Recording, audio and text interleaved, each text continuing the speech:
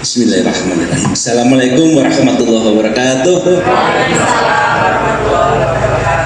Alhamdulillah, kuning, Bu Sri Wahyuni. Kuning ya, kuning, gampang ya. Bisa Bu Sri, Wahyu. Ya. Tidak ini ya Pak, tapi ada lampu sini tinggal itu jadi nggak enak. Kuning ya sih. Iya. Gimana tuh? Mungkin pertama kami memperkenalkan diri dulu. Kami ini gabungan dari beberapa lembaga organisasi yang bergabung dalam tim verifikasi nasional, tim verifikasi lapangan STBM sanitasi total berbasis masyarakat. Saya sendiri, saya Konrad Hendarto. Saya lulusan dari MI, khususnya lagi pada lembaga pemuliaan lingkungan hidup dan sumber daya alam, nyambung lingkungan hidupnya ya. Sama sumber daya alam. Ini sumber daya alam Bu. Ini katanya sumber daya alam yang disediakan Allah untuk kita. Jadi tadi Bu bisik-bisik betul sekali bahwa Al-Quran itu mengajarkan itu semuanya untuk memecahkan solusi. Kemudian ini Bu Wiwit, singkat saja ya, Bu Wiwit, beliau dari Kementerian Kesehatan. Mereka nasib.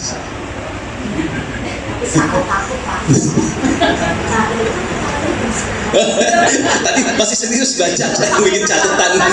Takut saya Pak. Masih serius bikin catatan Bu. Kemudian ada Bu Eta. Ya, Bu Eta singkat saja. Kuning jadi Bu Eta ya. Bu Eta beliau dari Kementerian Dalam Negeri. Karena ada di dalam negeri Bu. Dari Kementerian Dalam Negeri. Kalau luar negeri lain lagi. Ini dalam negerinya. Kemudian yang sana Mbak Eka. Dan yang Eta yang sana Eka dari Kementerian Kesehatan juga.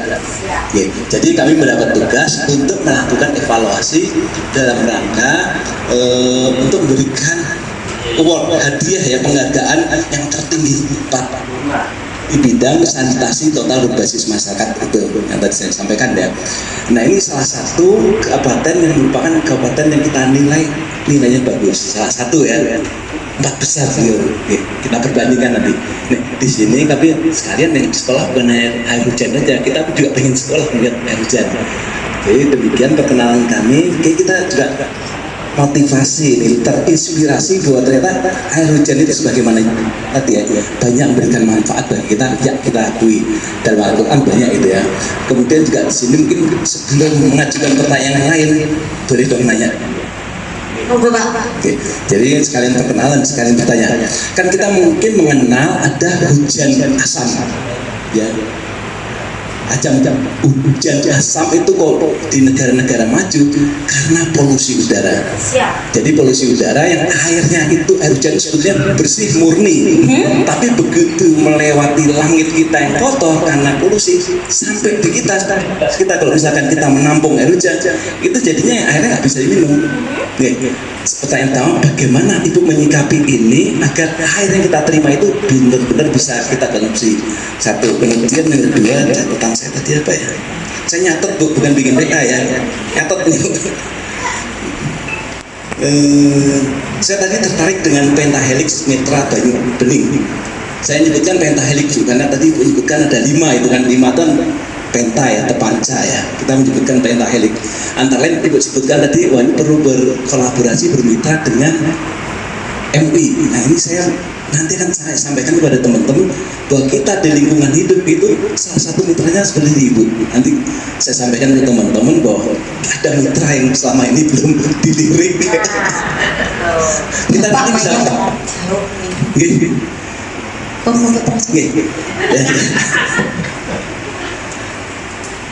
pentahelix bagaimana mengatasi polusi. Nah, kemudian Bu, ternyata air hujan itu kan kita tergantung dari alam. Kalau nggak ada hujan berarti nggak ada yang disekolahkan. Bagaimana kita sekarang mengundang hujan, khususnya seperti saat ini kan lagi agak sulit hujan nih, bulan kemarau, itu saja. Di sini salah satunya kita di proses sharing atau pembelajaran di sekolah ini adalah kita terapkan beberapa SOP untuk mendapatkan air hujan yang tidak asam lagi. Bagaimana agar tidak terkontaminasi baik polutan udara maupun polutan atap. Makanya di sini ada dua metode yang disampaikan kepada para peserta. Yang pertama adalah metode secara manual, di mana SOP itu harus dijalankan dengan benar. Bagaimana nanti pasca hujan pertama kemarau seperti ini lewatkan 1-2 kali, harus yakin dulu indikatornya apa. Kalau polutan udara sudah bersih, ambekan lego Pak. Yes, kayak gitu saja. Kemudian nanti hujan berikutnya harus kita lewatkan dulu juga, karena nanti ada jeda ini, itu bisa jadi polutannya sudah bertambah. Nah nanti 10 menit 15 menit hujan berikutnya kita lewatkan dulu, baru kemudian kita tada. Setelah kita tada ini baru kita diamkan, endapkan, disaring, dan kita juga meminta nyarinya pakai kain putih agar bagian dari pembelajaran bener enggak yang berpendapat air hujan itu kotor dan didelok gitu. Nah baru setelah itu dalam penyimpanan juga ada SOP-nya, karena penyimpanan air ini harus di tempat yang tertutup rapat agar tidak terkontaminasi lagi. Pertama tertutup rapat, kemudian kalau wadah-wadah ini tembus sinar matahari, maka harus hindarkan dari sinar matahari langsung, karena kalau air ini punya potensi spora lumut, nanti kena sinar matahari terus-menerus bisa lumutan. Itu pertama. Yang kedua, kalau wadah ini terbuat dari plastik kemudian kontaminasi terus matahari, nanti mikroplastiknya bisa larut. Jadi untuk menjaga higienisnya air hujan ini, di samping bagaimana cara menampungnya, juga penyimpanan harus tepat, mengingat kondisi lingkungan kita saat itu pertama. Jadi hujan seperti apa maka kita harus tahu Pak, karena anak-anak sekolah kalau tanya bagaimana pendapatmu tentang air hujan asam, pernah diajak minta cek pH-nya misalnya, karena keasaman air di pH sekian-sekian gitu, nggak pernah. Ini yang perlu dibuka pembelajaran di situ agar mindset ini, karena salah satu tugas kami adalah merubah mindset atau cara pandang. Kemudian yang kedua, terima kasih, nanti bisa disampaikan ke MUI, kami menjadi mitra untuk bicara tentang konservasi dalam menjaga lingkungan ini. Yang ketiga Bapak, pertanyaannya mau apa ya?